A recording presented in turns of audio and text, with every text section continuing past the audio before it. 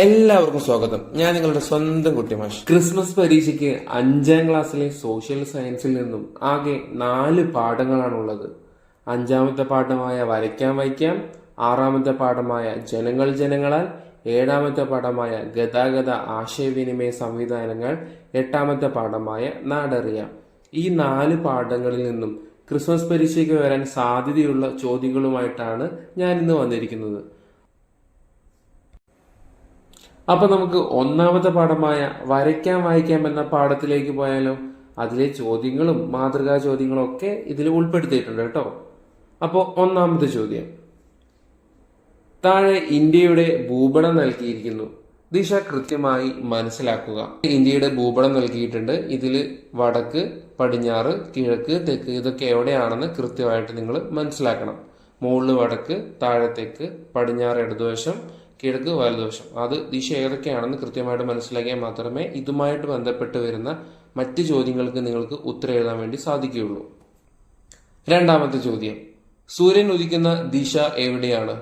കിഴക്ക്. സൂര്യൻ അസ്തമിക്കുന്ന ദിശ എവിടെയാണ്? പടിഞ്ഞാറ്. ദിശ അറിയുന്നതിന് ഉപയോഗിച്ചിരുന്ന ഒരു ഉപകരണത്തിന്റെ പേര് എഴുതുക. വടക്ക് നോക്കി യന്ത്രം. 5ാമത്തെ ചോദ്യം, എന്താണ് ഗ്ലോബും ഭൂപടവും? ഗോളാകൃതിയിലുള്ള ഭൂമിയുടെ മാതൃകയാണ് ഗ്ലോബ്. എന്നാൽ ഗോളാകൃതിയിലുള്ള ഭൂമിയുടെ ഉപരിതല സവിശേഷതകൾ ഒരു പരന്ന പ്രതലത്തിൽ വരച്ചു ചേർത്താൽ അത് ഭൂപടമായി മാറും. 6ാമത്തെ ചോദ്യം, എന്താണ് ഭൂമധ്യരേഖ?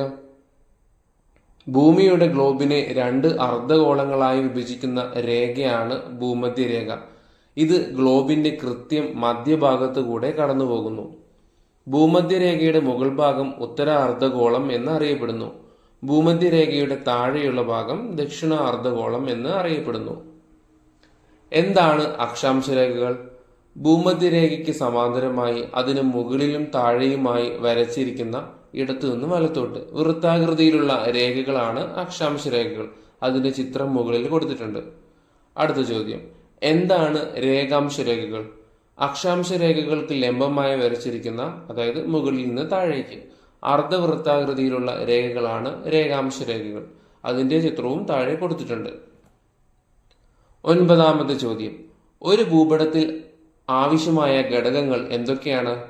തലക്കെട്ട് വേണം, ദിശ വേണം, സൂചിക വേണം. 10ാമത്തെ ചോദ്യം, സൂചികകളും ചിഹ്നങ്ങളും. ഇത് നിങ്ങൾ കൃത്യമായിട്ട് ഇതിന് ചിഹ്നം എന്താണെന്നും അത് എന്തിന്റെ ചിഹ്നമാണെന്നൊക്കെ നിങ്ങൾ കൃത്യമായിട്ട് പഠിച്ചു വെക്കണം കേട്ടോ. ചിത്രമൊക്കെ നോക്കി മനസ്സിലാക്കി വെക്കണം.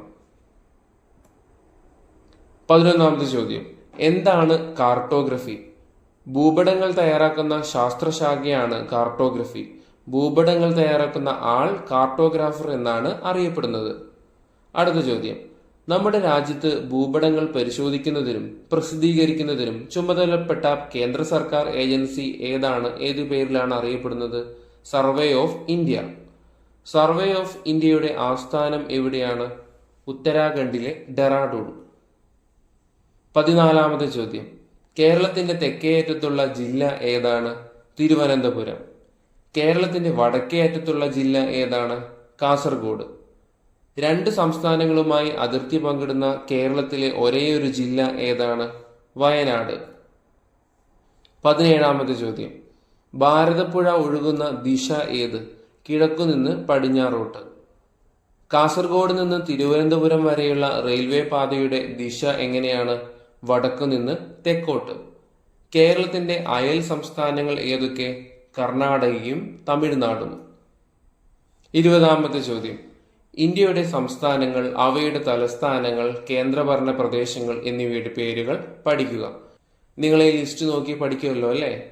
ചിലപ്പോൾ പരീക്ഷയ്ക്ക് എല്ലാം ചോദിക്കില്ല, എങ്കിലും 2-3 സംസ്ഥാനങ്ങളും അവയുടെ തലസ്ഥാനങ്ങളും ഒക്കെ ചോദിക്കാൻ സാധ്യതയുണ്ട്. അതുപോലെ കേന്ദ്രഭരണ പ്രദേശങ്ങളുടെ പേര് ചോദിക്കാം. ഇന്ത്യയുടെ അയൽ രാജ്യങ്ങൾ ഏതൊക്കെയാണെന്നൊക്കെ ചോദിക്കാൻ സാധ്യതയുണ്ട്. 21ാമത്തെ ചോദ്യം, ഇന്ത്യയുടെ അയൽ രാജ്യങ്ങൾ ഏതൊക്കെയാണ്? അഫ്ഗാനിസ്ഥാൻ, മാലിദ്വീപ്, മ്യാൻമാർ, പാകിസ്ഥാൻ, ചൈന, ഭൂട്ടാൻ, നേപ്പാൾ, ശ്രീലങ്ക, ബംഗ്ലാദേശ്. ഇന്ത്യയുടെ പടിഞ്ഞാറ് ഭാഗത്തുള്ള കടൽ ഏത്? അറബിക്കടൽ. ഇന്ത്യയുടെ തെക്കു ഭാഗത്തുള്ള കടൽ ഏത്? ഇന്ത്യൻ മഹാസമുദ്രം. 25ാമത്തെ ചോദ്യം, ഇന്ത്യയുടെ കിഴക്കുഭാഗത്തുള്ള കടൽ ഏതാണ്? ബംഗാൾ ഉൾക്കടൽ. ഇന്ത്യയുടെ തലസ്ഥാനം ഏതാണ്? എല്ലാവർക്കും അറിയാം അല്ലേ, ന്യൂഡൽഹി. ഇന്ത്യയുടെ വടക്കു ഭാഗത്തുള്ള കേന്ദ്രഭരണ പ്രദേശം ഏതാണ്? ലഡാക്ക്. 28ാമത്തെ ചോദ്യം. അരുണാചൽ പ്രദേശ് ഇന്ത്യയുടെ ഏത് ഭാഗത്ത് സ്ഥിതി ചെയ്യുന്നു? വടക്ക് കിഴക്ക് ഭാഗത്ത്. ഇന്ത്യയുടെ തെക്കു ഭാഗത്തുള്ള ഒരു അയൽരാജ്യം ഏതാണ്? ശ്രീലങ്ക. ഇന്ത്യയുടെ തെക്കേയറ്റത്തുള്ള കേന്ദ്രഭരണ പ്രദേശം ഏത്? ആൻഡമാൻ നിക്കോബാർ ദ്വീപ് സമൂഹം. ഇന്ത്യയിൽ ആകെ എത്ര സംസ്ഥാനങ്ങളും കേന്ദ്രഭരണ പ്രദേശങ്ങളും ഉണ്ട്? 28 സംസ്ഥാനങ്ങളും 8 കേന്ദ്രഭരണ പ്രദേശങ്ങളും. വാസ്കോഡ ഗാമ കോഴിക്കോടിനടുത്തുള്ള കാപ്പാട് കടൽ തീരത്ത് എത്തിയത് ഏതു വർഷമാണ്? 1498 മെയ് 20. അടുത്ത ചോദ്യം. 7 വൻകരകളുടെ പേരുകൾ എഴുതുക. ഏഷ്യ, ആഫ്രിക്ക, വടക്കേ അമേരിക്ക, തെക്കേ അമേരിക്ക, യൂറോപ്പ്, ഓസ്ട്രേലിയ, അന്റാർട്ടിക്ക. 5 സമുദ്രങ്ങളുടെ പേരുകൾ എഴുതുക. പസഫിക് സമുദ്രം, അറ്റ്ലാന്റിക് സമുദ്രം, ആർട്ടിക് സമുദ്രം, ഇന്ത്യൻ മഹാസമുദ്രം, അന്റാർട്ടിക് സമുദ്രം. ഏറ്റവും വലിയ സമുദ്രം ഇതിൽ ഏതായിരിക്കും? പസഫിക് സമുദ്രം. നമ്മുടെ രാജ്യമായ ഇന്ത്യ ഏത് ഭൂഖണ്ഡത്തിന്റെ ഭാഗമാണ്? ഏഷ്യ. ഏറ്റവും വിസ്തൃതി കൂടിയ ഭൂഖണ്ഡം ഏതാണ്? ഏഷ്യ. അറ്റ്ലാന്റിക് സമുദ്രത്തിനും ഇന്ത്യൻ മഹാസമുദ്രത്തിനും ഇടയിൽ കാണുന്ന ഭൂഖണ്ഡം ഏതാണ്? ആഫ്രിക്ക. ഇനി മാതൃകാ ചോദ്യങ്ങളാണ്. പ്രവർത്തനം 1. വെൺമണി ഗവൺമെന്റ് UP സ്കൂളിന്റെ ബസ് വൈകുന്നേരം സ്കൂൾ വിട്ടതിനു ശേഷം കുട്ടികളെ ഇറക്കുന്ന സ്ഥലങ്ങളാണ് താഴെയുള്ള ചിത്രത്തിൽ കാണിച്ചിരിക്കുന്നത്. ചിത്രം നോക്കി ഓരോ കുട്ടികളെയും ഏതൊക്കെ ദിക്കുകളിൽ ആണ് ഇറക്കുന്നത് എന്ന് എഴുതുക. ഇതിൽ ഓരോ ദിക്കുകളിലും ഇറങ്ങുന്ന കുട്ടികളുടെ പേരുവിവരങ്ങളാണ് കൊടുത്തിരിക്കുന്നത്. ഇതിൽ ഫർഹാനും 5 കൂട്ടുകാരും ഏത് ദിക്കിലാണ് ഇറങ്ങുന്നത്? സുമിത്രയും 3 കൂട്ടുകാരും ഏത് ദിക്കിലാണ്? ബാബുവും 2 കൂട്ടുകാരും ഏത് ദിക്കിലാണ് ഇറങ്ങുന്നത്? ഇത്രയും മാത്രം പറഞ്ഞാൽ വളരെ എളുപ്പമുള്ള ചോദ്യമാണ്. നിങ്ങൾ ഓൾറെഡി ദിക്കുകളെ കുറിച്ച് പഠിച്ചാണല്ലോ. അപ്പൊ ഏത് ദിക്കിലാണെന്ന് മാത്രം നിങ്ങൾ കണ്ടുപിടിച്ചിട്ട് എഴുതിയാൽ മതി. ഉത്തരം. സുമിത്രയും കൂട്ടുകാരും പടിഞ്ഞാറ് ദിക്കിലാണ് ഇറങ്ങുന്നത്. ബാബുവും കൂട്ടുകാരും കിഴക്കാണ് ഇറങ്ങുന്നത്. അതുപോലെ ഫർഹാനും 5 കൂട്ടുകാരും വടക്കാണ് ഇറങ്ങുന്നത്. നിങ്ങൾ തൊട്ടടുത്തുള്ള ദിശാസൂചിക കണ്ടില്ലേ? അപ്പോൾ അത് നോക്കിയിട്ട് നിങ്ങൾ എന്ത് ചെയ്യണം? ഇതിന്റെ ഉത്തരം കണ്ടുപിടിക്കുകയാണ് വേണ്ടത്. അടുത്ത ചോദ്യം. വെൺമണി ഗവൺമെന്റ് UP സ്കൂൾ ഏത് ദിക്കിലാണ് സ്ഥിതി ചെയ്യുന്നത്? ഉത്തരം തെക്ക്. ദിശ കണ്ടെത്താൻ സാധാരണയായി ഉപയോഗിക്കുന്ന ഉപകരണം ഏതാണ്? വടക്ക് നോക്കി യന്ത്രം. പ്രവർത്തനം 2. മുകളിൽ കൊടുത്തിരിക്കുന്ന സൂചിക ഭൂപടത്തിൽ ഉപയോഗിക്കുന്നത് എന്തിനെ സൂചിപ്പിക്കാനാണ്? ഓപ്ഷൻ എ ട്രെയിൻ പാത, അതായത് റെയിൽവേ പാത. ബി നദിയെ സൂചിപ്പിക്കാൻ. സി വിമാനത്താവളത്തെ സൂചിപ്പിക്കാൻ. ഡി റോഡിനെ സൂചിപ്പിക്കാൻ. ആ ചിത്രം കണ്ടാൽ തന്നെ അറിയാം അല്ലേ എന്തിനെ സൂചിപ്പിക്കാൻ ആ ചിത്രം? ഉത്തരം നദി. അടുത്ത ചോദ്യം. മുകളിൽ നൽകിയിരിക്കുന്ന ചിത്രത്തിൽ എ എന്ന് രേഖപ്പെടുത്തിയിരിക്കുന്ന രേഖ ഭൂമിയെ 2 അർദ്ധഗോളങ്ങളായി വിഭജിക്കുന്നു. ഈ രേഖയുടെ പേരെന്ത്? ചിത്രം മുകളിലല്ല കേട്ടോ, ഇടത്തെ വശത്താണേ. അപ്പൊ എ എന്ന് പറഞ്ഞ രേഖ കണ്ടോ? അപ്പൊ ആ രേഖയുടെ പേരെന്തായിരിക്കും? നമ്മൾ നേരത്തെ പഠിച്ചില്ലേ? ഉത്തരം ഭൂമധ്യരേഖ. BC എന്ന് അടയാളപ്പെടുത്തിയിരിക്കുന്ന നിങ്ങൾ കണ്ടോ? BC എന്നിവ 2 അർദ്ധഗോളങ്ങളാണ്.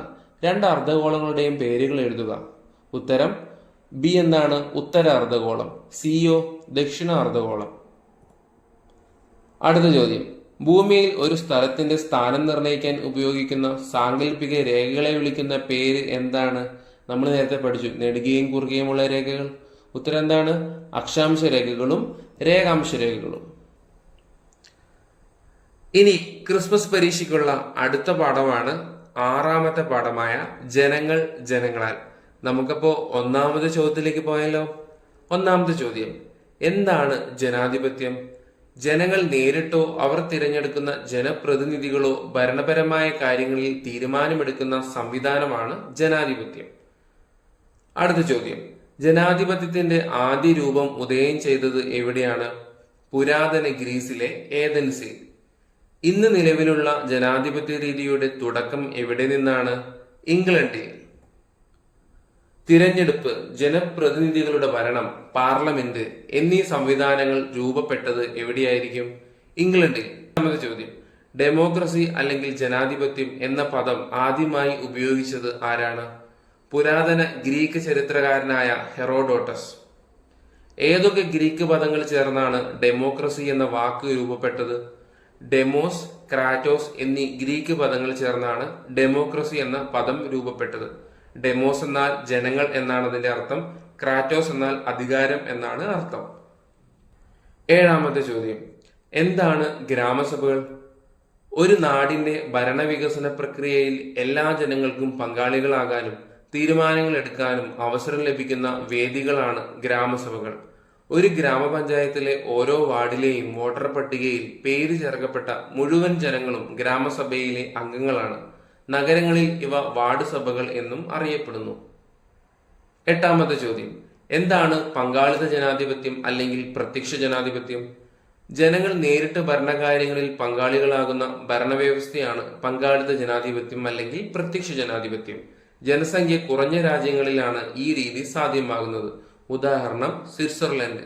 ലോകത്തില് സ്വിറ്റ്സർലൻഡിൽ മാത്രമേ പങ്കാളിത്ത ജനാധിപത്യം അല്ലെങ്കിൽ പ്രത്യക്ഷ ജനാധിപത്യം ഇന്ന് നിലനിൽക്കുന്നുള്ളൂ. ഒൻപതാമത്തെ ചോദ്യം, എന്താണ് പരോക്ഷ ജനാധിപത്യം അല്ലെങ്കിൽ പ്രാതിനിധ്യ ജനാധിപത്യം? ജനങ്ങൾ തിരഞ്ഞെടുക്കുന്ന ജനപ്രതിനിധികൾ ജനങ്ങൾക്ക് വേണ്ടി ഭരണം നടത്തുന്ന ജനാധിപത്യ രീതിയാണ് പരോക്ഷ ജനാധിപത്യം അല്ലെങ്കിൽ പ്രാതിനിധ്യ ജനാധിപത്യം. ജനസംഖ്യ കൂടിയ രാജ്യങ്ങളിലാണ് ഈ രീതി കൂടുതലായും കാണുന്നത്. ഉദാഹരണം ഇന്ത്യ, ബ്രിട്ടൻ, അമേരിക്ക, കാനഡ. ഇനിയും ഒരുപാട് രാജ്യങ്ങളുണ്ട് കേട്ടോ. പത്താമത്തെ ചോദ്യം, ലോകത്തിലെ ഏറ്റവും വലിയ ജനാധിപത്യ രാജ്യം ഏത്? ഇന്ത്യ. 11ാമത്തെ ചോദ്യം, പേജ് 90 കൊടുത്തിട്ടുള്ള ജനാധിപത്യത്തിന്റെ സവിശേഷതകൾ 6 മനഃപ്പാഠമാക്കുക. അത് നിങ്ങൾ എന്ത് ചെയ്യണം? കാണാതെ പഠിക്കണം. 12ാമത്തെ ചോദ്യം, എന്താണ് സാർവത്രിക പ്രായപൂർത്തി വോട്ടവകാശം?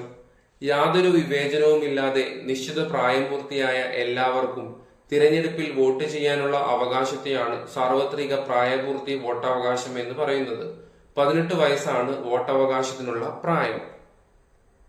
13ാമത്തെ ചോദ്യം, പേജ് 92 കൊടുത്തിട്ടുള്ള തിരഞ്ഞെടുപ്പിന്റെ 8 ഘട്ടങ്ങൾ മനഃപ്പാഠമാക്കുക. ഈ 8 ഘട്ടങ്ങൾ പഠിക്കുമ്പോൾ നിങ്ങൾ ശ്രദ്ധിക്കേണ്ട കാര്യം കറക്റ്റ് ഓർഡറിൽ പഠിക്കണം. 1 മുതൽ 8 വരെയുള്ള ഘട്ടം അവിടെ ഇവിടുന്നായിട്ട് പഠിക്കരുത്. കൃത്യം 1 പഠിക്കുക, 2 പഠിക്കുക. ചില പരീക്ഷയ്ക്ക് അങ്ങോട്ടും ഇങ്ങോട്ടും മാറ്റി ചോദിക്കും. അപ്പൊ ഇത് കൃത്യമായിട്ട് എഴുതാൻ പറയും. അപ്പൊ നിങ്ങൾ കറക്റ്റ് ഓർഡറിൽ പഠിക്കണം കേട്ടോ. 14ാമത്തെ ചോദ്യം, എന്താണ് തിരഞ്ഞെടുപ്പ് കമ്മീഷന്റെ ചുമതല? സ്വതന്ത്രവും നീതിപൂർണവുമായ തിരഞ്ഞെടുപ്പ് നടത്തുക. അടുത്ത ചോദ്യം, തിരഞ്ഞെടുപ്പ് കമ്മീഷനിലെ അംഗങ്ങളെ നിയമിക്കുന്നത് ആര്? രാഷ്ട്രപതി.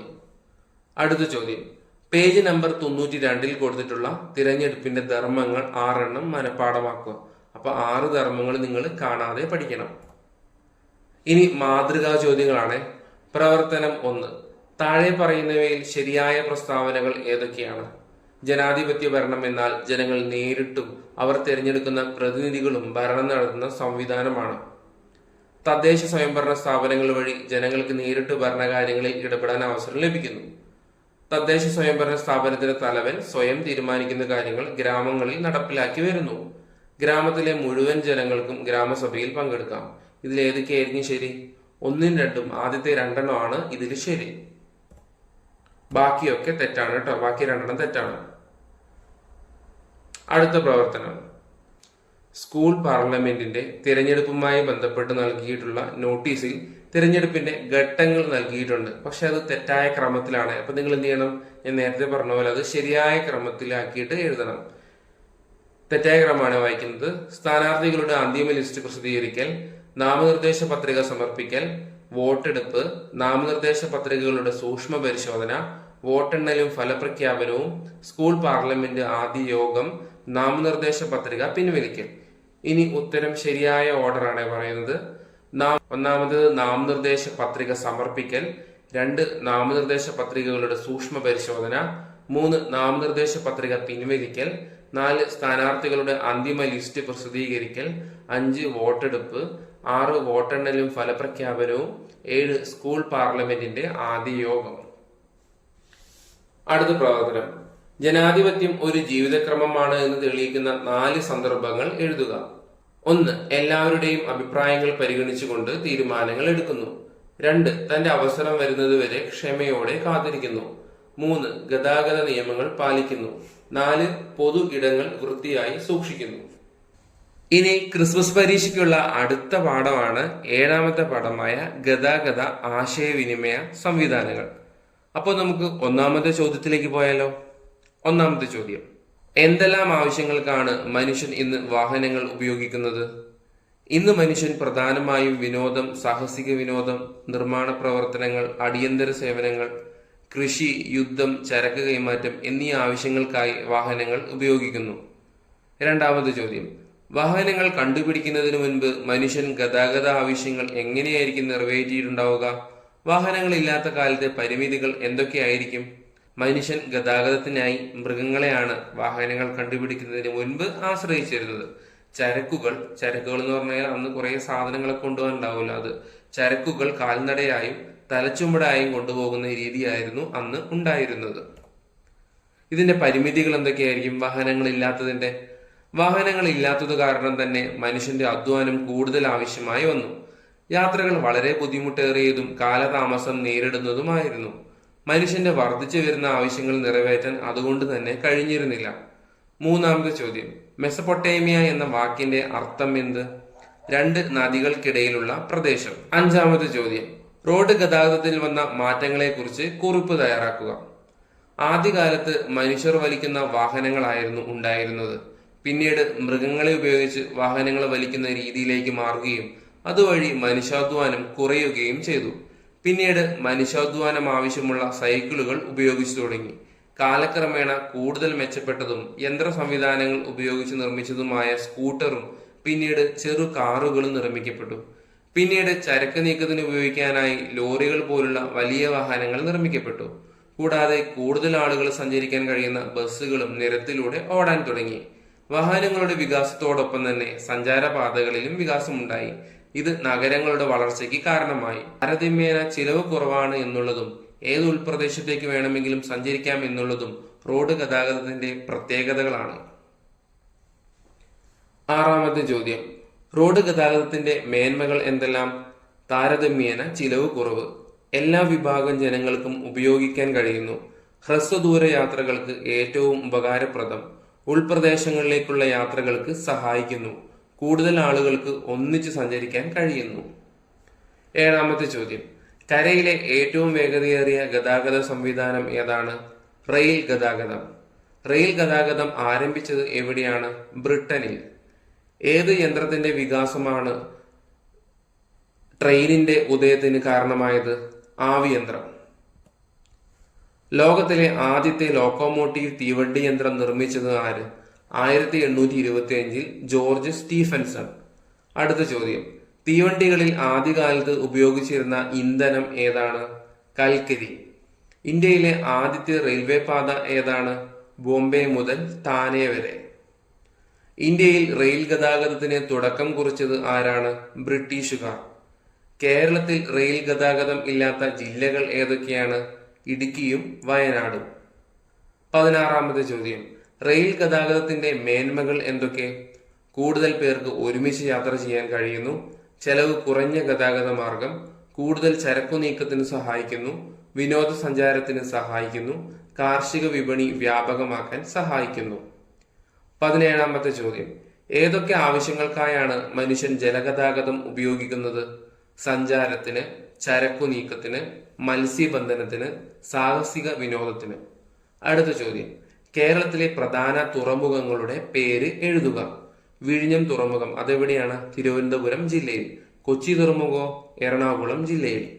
19ാമത്തെ ചോദ്യം, ജലഗതാഗതത്തിന്റെ മേന്മകൾ എന്തൊക്കെയാണ്? താരതമ്യേന ചിലവ് കുറവ്, മലിനീകരണം കുറവ്, കൂടുതൽ ചരക്കു നീക്കത്തിന് സഹായിക്കുന്നു, വിദേശ രാജ്യങ്ങളുമായി വ്യാപാരത്തിന് സഹായിക്കുന്നു. 20ാമത്തെ ചോദ്യം, ഇന്നത്തെ വിമാനത്തിന്റെ ആദ്യ രൂപം നിർമ്മിച്ചത് ആര്? Orville Wright, Wilbur Wright. ഇവർ റൈറ്റ് സഹോദരന്മാർ എന്നാണ് അറിയപ്പെടുന്നത്. അടുത്ത ചോദ്യം, റൈറ്റ് സഹോദരന്മാർ നിർമ്മിച്ച വിമാനത്തിന്റെ പേരെന്താണ്? ഫ്ലെയർ 1. ഇന്ത്യയിൽ വ്യോമഗതാഗതം ആരംഭിച്ചത് എന്ന്?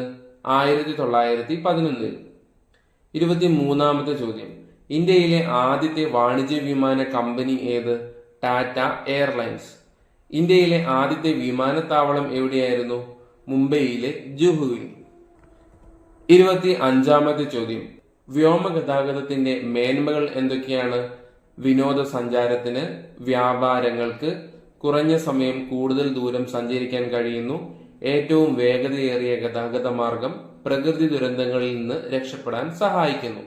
26ാമത്തെ ചോദ്യം. കേരളത്തിലെ അന്താരാഷ്ട്ര വിമാനത്താവളങ്ങൾ സ്ഥിതി ചെയ്യുന്ന ജില്ലകൾ ഏതൊക്കെ? കണ്ണൂർ, മലപ്പുറം, എറണാകുളം, തിരുവനന്തപുരം. ഇവിടെ കോഴിക്കോട് എഴുതിയിട്ടുണ്ട്, തെറ്റാണ്. അതിന് പകരം മലപ്പുറം എന്നാണ് എഴുതേണ്ടത്. 27ാമത്തെ ചോദ്യം. വാഹനങ്ങളുടെ എണ്ണം കൂടുന്നത് എന്തൊക്കെ പ്രശ്നങ്ങൾ ആണ് സൃഷ്ടിക്കുന്നത്? വായു മലിനീകരണം, ശബ്ദ മലിനീകരണം, വാഹനാപകടങ്ങൾ, കാൽനട യാത്രക്കാരുടെ സുരക്ഷ കുറയുന്നു. അടുത്ത ചോദ്യം.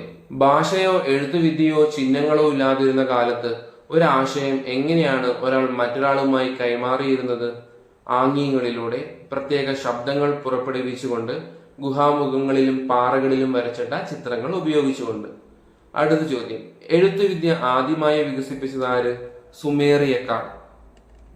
സുമേറിയക്കാരുടെ എഴുത്തുവിദ്യ അറിയപ്പെട്ടത് ഏത് പേരിലാണ്? ക്യൂണിഫോം. ഈജിപ്തിൽ രൂപപ്പെട്ട എഴുത്തുവിദ്യ ഏത്? ഹൈറോഗ്ലിഫിക്സ്. അച്ചടി സാങ്കേതിക വിദ്യയെ രൂപപ്പെടുത്തിയത് ആര്? ചൈനക്കാർ. ഇരുമ്പ് ഉപയോഗിച്ചുള്ള അച്ചടി യന്ത്രം കണ്ടുപിടിച്ചത് ആര്? ഗുട്ടൻബർഗ്. പൂർണ്ണമായും മലയാളത്തിൽ അച്ചടിച്ചിട്ടുള്ള ആദ്യത്തെ പുസ്തകം ഏതാണ്? സംക്ഷേപ വേദാർത്ഥം. അടുത്ത ചോദ്യം. നമ്മുടെ ദൈനംദിന ജീവിതത്തിൽ വിവരസാങ്കേതിക വിദ്യ ചെലുത്തുന്ന സ്വാധീനത്തെക്കുറിച്ച് ഒരു കുറിപ്പ് തയ്യാറാക്കുക. ഞാൻ ഈ പാഠത്തിന്റെ മുഴുവനായിട്ടുള്ള ഒരു ക്ലാസ് എൻ്റെ ഈ ചാനലിൽ ഇട്ടിട്ടുണ്ട്. ആ വീഡിയോ കണ്ടു കഴിഞ്ഞാൽ നിങ്ങൾക്ക് ഇതിന്റെ കുറിപ്പ് നോക്കി പഠിക്കാൻ കഴിയുന്നതാണ്. ഇനി മാതൃകാ ചോദ്യങ്ങളാണ്. പ്രവർത്തനം 1. മുൻകാലങ്ങളിൽ ചക്രങ്ങൾ ഗതാഗതത്തിന് ഉപയോഗിച്ചിരുന്നത് എങ്ങനെയെല്ലാമായിരുന്നു? ചക്രങ്ങൾ ഘടിപ്പിച്ച വാഹനങ്ങൾ മനുഷ്യൻ വലിച്ചുകൊണ്ട് പോയിരുന്നു. പിന്നീട് ചക്രങ്ങൾ ഘടിപ്പിച്ച വാഹനങ്ങൾ വലിക്കാൻ മൃഗങ്ങളെ ഉപയോഗിച്ചു. ഇതാണ് ഉത്തരം. ബി ക്വസ്റ്റ്യൻ ആണ്. ഇന്ന് നാം ഉപയോഗിക്കുന്ന പ്രധാന ഗതാഗത മാർഗങ്ങൾ ഏതൊക്കെയാണ്? ഉത്തരം കരഗതാഗതം, ജലഗതാഗതം, വ്യോമഗതാഗതം. പ്രവർത്തനം 2. താഴെ പറയുന്ന പ്രത്യേകതകൾ ഏതുതരം ഗതാഗത മാർഗത്തിൻ്റെതാണെന്ന് എഴുതുക. എ. കൂടുതൽ പേർക്ക് യാത്ര ചെയ്യാൻ കഴിയുന്ന ഏറ്റവും ചിലവ് കുറഞ്ഞ ഗതാഗത മാർഗം. അതേതായിരിക്കും? ഉത്തരം റെയിൽ ഗതാഗതം. ബി. താരതമ്യേന മലിനീകരണം കുറഞ്ഞ ഗതാഗത മാർഗം. അതേതായിരിക്കും? ഉത്തരം ബി. ജലഗതാഗതം. സി. ഏറ്റവും വേഗമേറിയ ഗതാഗത മാർഗം. ഏതായിരിക്കും? Option C. വ്യോമഗതാഗതം. അടുത്തത് ഡി. എല്ലാ വിഭാഗം ജനങ്ങൾക്കും പ്രാപ്യമായ ഗതാഗത മാർഗം. അതായത് എല്ലാവർക്കും ഉപയോഗിക്കാൻ പറ്റുന്ന ഗതാഗത മാർഗം ഏതാണ്? എളുപ്പമല്ലേ? Option D. റോഡ് ഗതാഗതം. അടുത്ത ചോദ്യം. പൊതുഗതാഗത മാർഗം ഉപയോഗിക്കുന്നത് മൂലമുള്ള ഏതെങ്കിലും 2 മേന്മകൾ എഴുതുക. ഉത്തരം ഗതാഗത കുരുക്ക് ഒഴിവാക്കാം. അടുത്തത് ശബ്ദ മലിനീകരണവും വായു മലിനീകരണവും കുറയ്ക്കാം. ഇനി നമുക്ക് 8ാമത്തെ പാഠമായ നാടറിയാം എന്ന പാഠത്തിലേക്ക് പോയാലോ? 1ാമത്തെ ചോദ്യം. കേരളത്തിന്റെ 3 ഭൂപ്രകൃതി വിഭാഗങ്ങൾ ഏതൊക്കെയാണ്? മലനാട്, ഇടനാട്, തീരപ്രദേശം. 2ാമത്തെ ചോദ്യം. ഓരോ ഭൂപ്രകൃതി വിഭാഗത്തിന്റെയും സമുദ്രനിരപ്പിൽ നിന്നുള്ള ഉയരം എത്രയാണ്? തീരപ്രദേശമാണെങ്കിൽ അത് 7.5 മീറ്ററിന് താഴെയാണ്. ഇടനാടാണെങ്കിൽ 7.5 മീറ്ററിനും 75 മീറ്ററിനും ഇടയിലാണ്. മലനാടാണെങ്കിൽ 75 മീറ്ററിന് മുകളിലാണ്. 3ാമത്തെ ചോദ്യം. ലക്ഷദ്വീപ് കടലിനോട് ചേർന്ന് കിടക്കുന്ന ഭൂപ്രകൃതി വിഭാഗം ഏതാണ്? തീരപ്രദേശം. അടുത്ത ചോദ്യം. തമിഴ്നാട്, കർണാടകം എന്നീ സംസ്ഥാന അതിർത്തികളോട് ചേർന്ന് സ്ഥിതി ചെയ്യുന്ന കേരളത്തിന്റെ ഭൂപ്രകൃതി വിഭാഗം ഏതാണ്? മലനാട്. കേരളത്തിലെ 44 നദികളും ഉത്ഭവിക്കുന്നത് ഏത് ഭൂപ്രകൃതി വിഭാഗത്തിൽ നിന്നാണ്? മലനാട്. 6ാമത്തെ ചോദ്യം. ചെറുകുന്നുകളും നദികളും താഴ്വരകളും ഒക്കെയുള്ള ഭൂപ്രകൃതി വിഭാഗങ്ങൾ ഏതാണ്? ഇടനാട്. തീരപ്രദേശമുള്ള ജില്ലകൾ ഏതൊക്കെയാണ്? കാസർഗോഡ്, കണ്ണൂർ, കോഴിക്കോട്, മലപ്പുറം, തൃശൂർ, എറണാകുളം, ആലപ്പുഴ, കൊല്ലം, തിരുവനന്തപുരം. 8ാമത്തെ ചോദ്യം. കേരളത്തിലെ പ്രധാന മഴക്കാലങ്ങൾ ഏതൊക്കെ? തെക്കു പടിഞ്ഞാറൻ മൺസൂൺ കാലം അഥവാ കാലവർഷം, വടക്കുകിഴക്കൻ മൺസൂൺ കാലം അഥവാ തുലാവർഷം. 9ാമത്തെ ചോദ്യം. കേരളത്തിലെ വേനൽക്കാലം എപ്പോഴാണ്? മാർച്ച് മുതൽ മെയ് വരെ. 10ാമത്തെ ചോദ്യം. തെക്ക് പടിഞ്ഞാറൻ മൺസൂൺ കാലം അഥവാ കാലവർഷം ഏതൊക്കെ മാസങ്ങളിലാണ്? ജൂൺ മുതൽ സെപ്റ്റംബർ വരെ. വടക്കുകിഴക്കൻ മൺസൂൺ കാലം അഥവാ തുലാവർഷം ഏതൊക്കെ മാസങ്ങളിലാണ്? ഒക്ടോബർ മുതൽ നവംബർ വരെ. 12ാമത്തെ ചോദ്യം, കേരളത്തിലെ പ്രധാന മണ്ണിനങ്ങൾ ഏതൊക്കെ? ചെങ്കൽ മണ്ണ്, ചെമ്മണ്ണ്, എക്കൽ മണ്ണ്, വനമണ്ണ്, കറുത്ത മണ്ണ്, പീറ്റ് മണ്ണ്. മണ്ണിനെ ദോഷകരമായി ബാധിക്കുന്ന സന്ദർഭങ്ങൾ ഏതെല്ലാം? അമിതമായ രാസവള കീടനാശിനി പ്രയോഗം, പ്ലാസ്റ്റിക് മാലിന്യങ്ങൾ വലിച്ചെറിയുന്നത്, അശാസ്ത്രീയമായ മനുഷ്യനിർമ്മിതികൾ, വനനശീകരണം.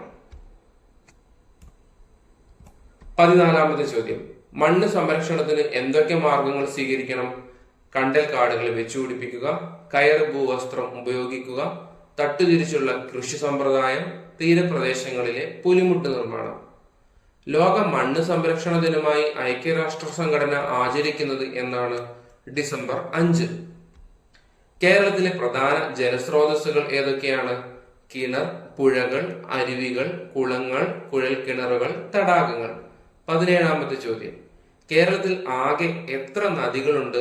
44 നദികൾ. 18ാമത്തെ ചോദ്യം, കിഴക്കോട്ട് ഒഴുകുന്ന നദികൾ ഏതൊക്കെയാണ്? കബനി, ഭവാനി, പാമ്പാർ. 19ാമത്തെ ചോദ്യം, ജലസംരക്ഷണത്തിനുള്ള മാർഗങ്ങൾ എന്തൊക്കെയാണ്? ജലം കൃത്യമായി പാഴാകാതെ ഉപയോഗിക്കുക, മഴക്കുഴികൾ നിർമ്മിക്കുക, മഴവെള്ള സംഭരണികൾ നിർമ്മിക്കുക, തടയണകൾ നിർമ്മിക്കുക, മരങ്ങൾ വച്ചുപിടിപ്പിക്കുക. 20ാമത്തെ ചോദ്യം, മലനാട്, ഇടനാട്, തീരപ്രദേശം എന്നിവിടങ്ങളിലെ പ്രധാന കാർഷിക വിളകൾ ഏതൊക്കെ? 20ാമത്തെ ചോദ്യം, മലനാട്, ഇടനാട്, തീരപ്രദേശം എന്നിവിടങ്ങളിലെ പ്രധാന കാർഷിക വിളകൾ ഏതൊക്കെ? മലനാടാണെങ്കിൽ തേയില, കാപ്പി, ഏലം, ഗ്രാമ്പു, തെങ്ങ്. ഇടനാട്ടിലോ റബ്ബർ, തെങ്ങ്, കാപ്പി, നെല്ല്. തീരപ്രദേശത്തെ പ്രധാന വിളകൾ ഏതൊക്കെയാണ്? തെങ്ങ്, നെല്ല്, എള്ള്, കിഴങ്ങ് വർഗ്ഗങ്ങൾ. 21ാമത്തെ ചോദ്യം, കാർഷിക സമൃദ്ധിക്ക് ആവശ്യമായ ഘടകങ്ങൾ എന്തൊക്കെയാണ്? വളക്കൂറുള്ള മണ്ണ്, മേന്മയുള്ള വിത്ത്, നല്ല കാലാവസ്ഥ, ജലസേചന സൗകര്യം, ആധുനിക സാങ്കേതിക വിദ്യ. 22ാമത്തെ ചോദ്യം, കാലാവസ്ഥയും ഭൂപ്രകൃതിയുമായി ബന്ധപ്പെട്ട ആഘോഷങ്ങൾ ഏതൊക്കെ? ഓണം, വിഷു, പൊങ്കൽ, വള്ളംകളി, കാളപ്പൂട്ട് മത്സരം, നിറപുത്തരി. 23ാമത്തെ ചോദ്യം, കൃഷിയുമായി ബന്ധപ്പെട്ട തൊഴിൽ മേഖലകൾ ഏതൊക്കെയാണ്? മീൻ വളർത്തൽ, കോഴി വളർത്തൽ, താറാവ് വളർത്തൽ, കന്നുകാലി വളർത്തൽ, തേൻ ശേഖരണം, ടാപ്പിംഗ്. 24ാമത്തെ ചോദ്യം, പ്രകൃതി ദുരന്തങ്ങൾ ഏതൊക്കെയാണ്? ചുഴലിക്കാറ്റ്, കാട്ടുതീ, ഭൂകമ്പം, ഉരുൾപൊട്ടൽ, വെള്ളപ്പൊക്കം, സുനാമി. ഇത്രയേ ഉള്ളൂ ക്രിസ്മസ് പരീക്ഷയ്ക്ക് വരുന്ന സോഷ്യൽ സയൻസിലെ 4 പാഠങ്ങൾ. ഇത്രയും പഠിച്ചാൽ തന്നെ നിങ്ങൾക്ക് ഏകദേശം എ ഗ്രേഡ് ഉറപ്പാണ്. പിന്നെ ഇതിലും കൂടുതലായിട്ട് ഈ പറഞ്ഞ ഭാഗങ്ങളൊക്കെ വിശദീകരിച്ചുകൊണ്ട് ഓരോ പാഠത്തിന്റെയും കൃത്യമായ നോട്ട്സ് ഈ ചാനലിൽ ഇട്ടിട്ടുണ്ട്. അത് നിങ്ങൾക്ക് കാണണമെന്നുണ്ടെങ്കിൽ നിങ്ങൾക്ക് അത് നോക്കാവുന്നതാണ്. ഈ വീഡിയോ ഇഷ്ടമായെങ്കിൽ ലൈക്ക് ചെയ്യുക, ഷെയർ ചെയ്യുക. ചാനൽ സബ്സ്ക്രൈബ് ചെയ്യാൻ മറക്കില്ലല്ലോ അല്ലേ? താങ്ക്